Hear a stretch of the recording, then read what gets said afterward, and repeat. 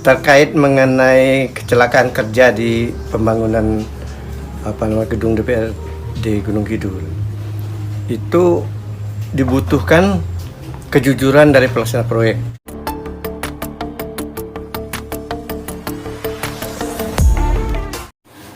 Pasca meninggalnya seorang tenaga kerja akibat terjatuh dari lantai 2 proyek gedung DPRD Gunung Kidul mengundang perhatian berbagai pihak.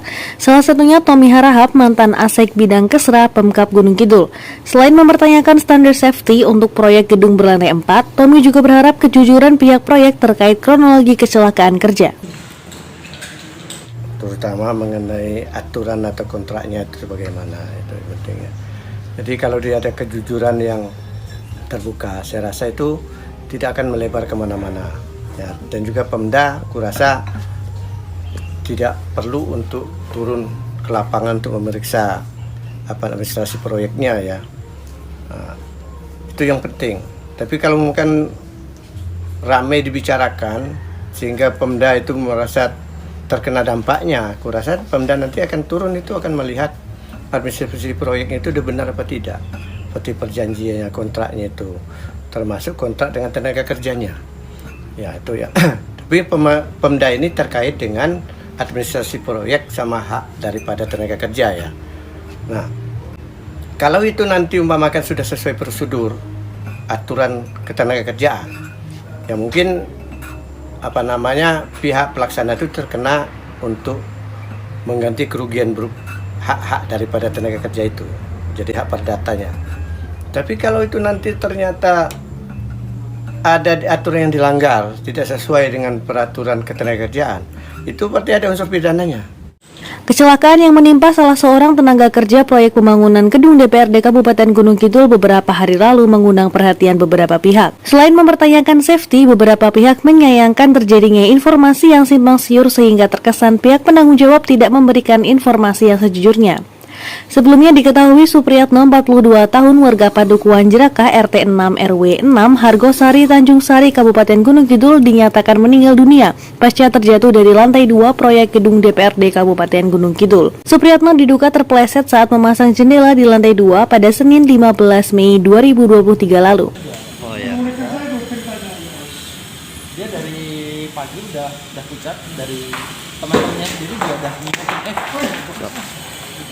Keterangan tersebut dibantah oleh pihak proyek. Korban dinyatakan tidak sedang bekerja saat insiden terjadi. Selain itu, korban juga dinyatakan sedang sakit dan mengidap epilepsi. Tidak dalam rangka kerja. Tapi tidak bekerja. Terus dalam rangka apa, Pak? Dalam rangka ketemu temannya. Tapi dia sudah paginya sudah ngeluh Iya. sakit. Terus setelah jatuh, korban dibawa ke rumah sakit. Langsung di UGD rumah sakit. Nah, di sana sudah nggak bisa menangani. Dilempar ke Kasito. Dan jadi kemarin tuh dia memang punya sejarah, dia punya epilepsi. Jadi posisi dia sedang sakit. Teman-teman juga nggak tahu kenapa kok dia terjadi. Terkait hal tersebut, Tommy Harahap yang saat ini aktif sebagai lawyer mengingatkan agar pihak proyek memberikan informasi yang sebenarnya. Selain itu, pihak proyek juga dianggap lalai dalam penerapan sistem keamanan atau safety, mengingat kasus yang menimpa Supriyatno bukanlah kali pertama terjadi di proyek tersebut. Terkait dengan safety tadi, kan sebelumnya sudah ada kejadian, ini yang saya dapat informasi ya. Nah, mestinya waktu kejadian pertama itu safety itu sudah dievaluasi, sudah dicek punya apa tidak. Nah, logikanya tidak akan terjadi kedua kali. Nah, tapi kalau terjadi kedua kali, ya ini safety ini menjadi satu tanda tanya, gitu. Ada atau tidak, gitu. Diterapkan atau tidak. Nah, ini juga mungkin dari pihak Pemda nanti perlu meneliti ini, melihat ini karena ini penting, karena ini kan proyek gedung DPRD ini proyek besar ya. Bukan proyek-proyek kecil itu ya. Jadi memang risikonya itu tinggi. Risiko waktu patah tulang, meninggal itu punya dia. Nah, kalau hanya proyek-proyek kecil yang risikonya itu kecil kan lain ya. Nah, itu safety itu jelas penting.